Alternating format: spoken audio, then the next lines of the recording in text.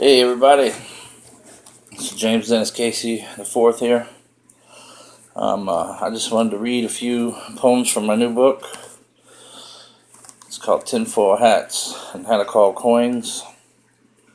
This book has it's just kind of a mixture of some of my poems. It doesn't really follow a specific theme or anything. It has various poems on a few topics like religion and politics and just personal stories, and it's got a little bit of parallel universes and space aliens and shit like that. I just wanted to take some time, and I was gonna just thumb through here and pick 3 random ones and read them for y'all real quick, just to give you an idea what it's all about. This first one's called Obdurate Wanderers. The last shadow puppets, killing time, riding goodbye horses made of glass, chasing dreams dead and buried along the river of lucidity, listening to nature's ambient songs so beautiful, lulling the wandering souls, the smell of sulfur giving sneak peek analysis into next days that may never come, unchained minds ignoring false alarm prayers, knowing the chandelier sky is infinite. They ride their horses into the heavens, becoming high valley drifters, looking down with love, adoration, and sadness upon the world's obdurate wanderers. That is page 7 of my new book. This is what page that one's on. Let's see what we can come up with next year. This is one of my this is actually one of my personal favorites.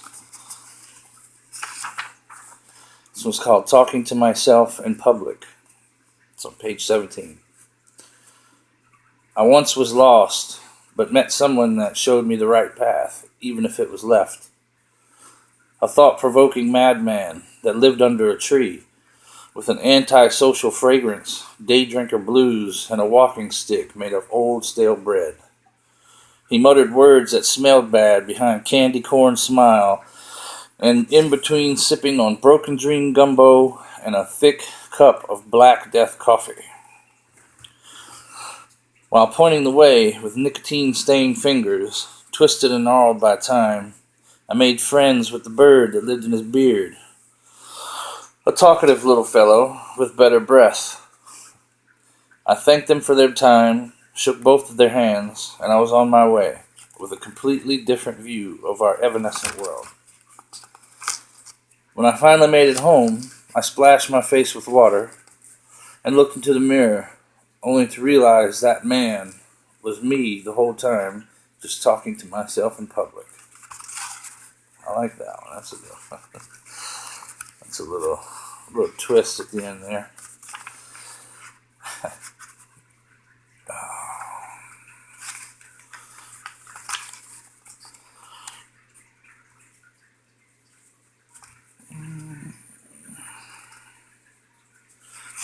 This is kind of an off one. It's about space aliens and such. It's just a little kind of alien gangster poem, I guess you could call it. It's called Trip the Light Fantastic. A cosmic rendezvous at the Devil's Thumb, a real seedy bar and grill on the south side of the Milky Way, with aliens from Ex Nibiru. They demanded to speak to the manager because their meat was undercooked. Mine was just fine. But then, of course, I was high on that space junk. The pink is better than the yellow. It was the good shit. Manager man, if that's what you would call it, arrived at our table with pug dog eyes protruding from a thumb-like head, speaking in clicks and whistles. My friend shot him on the spot, killed him dead. Then we all laughed. I laughed along, even though my blood felt like jello. They threw a chunk of gold on the table, tipped the waitress with some of the good shit. Then we tripped the light fantastic down to the next bar. Gotta love those space gangsters. They keep it interesting for sure. page 28, 29. Let's do maybe one or two more here. I just wanted to give y'all an idea of what it's all about.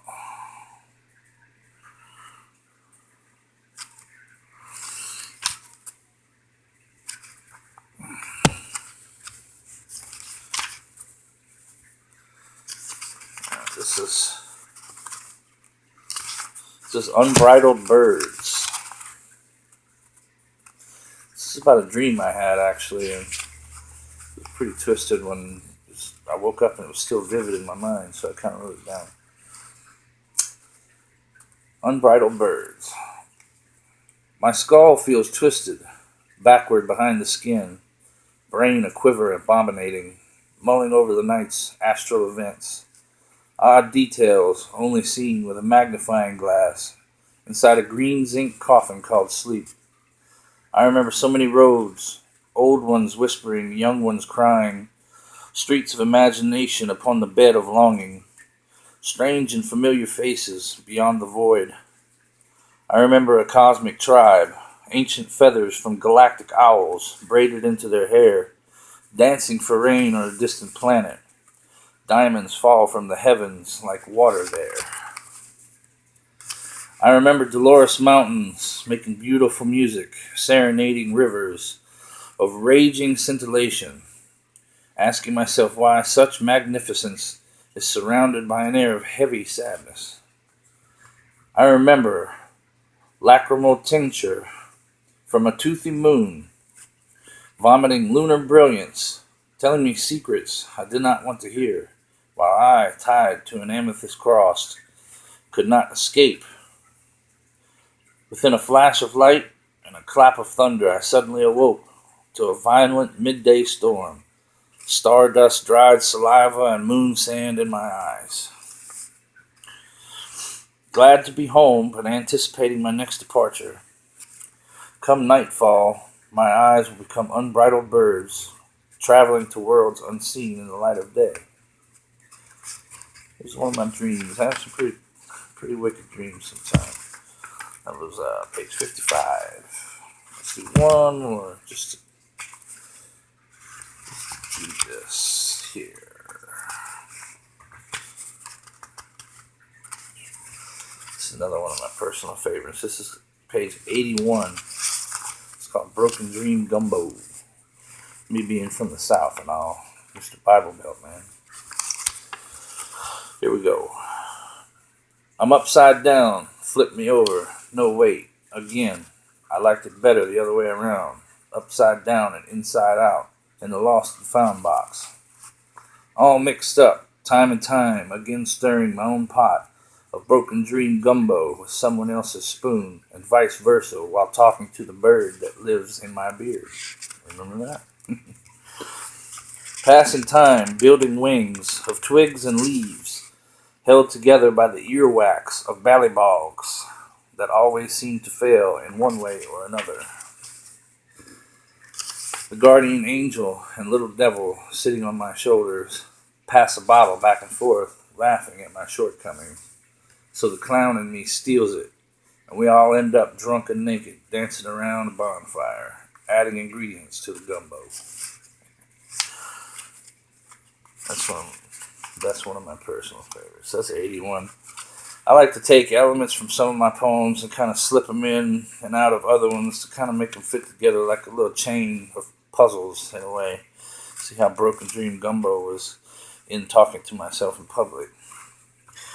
And I thought it was interesting because I didn't even mean to do this, but after I went back through and I was reading some of them, talking to myself in public actually goes from 17 to 18.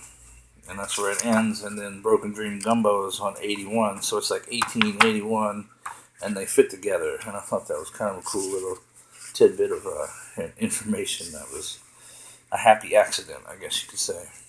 But, yeah, that's a few poems from my book. You know, I plan on reading more to y'all.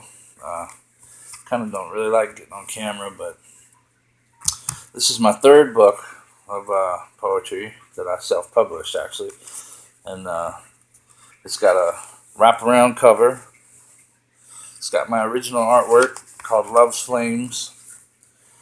And my other two right here actually have my artwork. Actually, one that has my original artwork, and the other one has a photo I took on it. And this is my very first book called Metaphorically Esoteric. It's got a picture of me with my hand around the moon one evening. I thought it was pretty cool looking. But